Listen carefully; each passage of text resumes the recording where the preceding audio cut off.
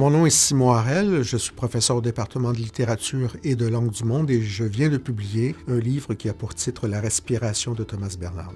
Alors Thomas Bernhard est un écrivain autrichien, un écrivain important qui naît dans le contexte de la Seconde Guerre mondiale. C'est un écrivain qui toute sa vie, par le fait d'une maladie respiratoire chronique, va recourir à la littérature comme une forme de thérapie. Le style des monographies scientifiques peut être par moments un peu ennuyant. L'écriture elle-même donne des tendinites et des bursites quand on écrit au stylo.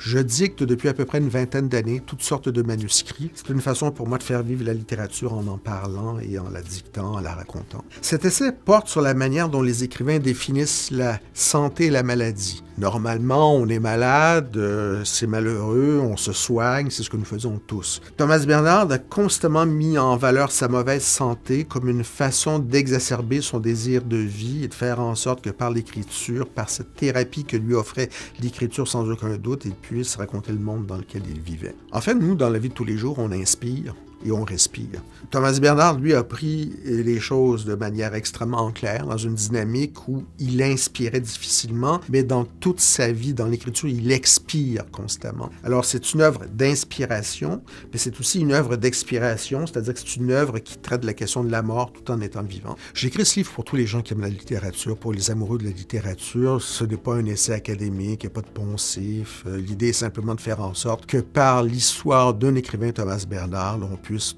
tomber en amour, entre guillemets, semble-t-il, avec la littérature.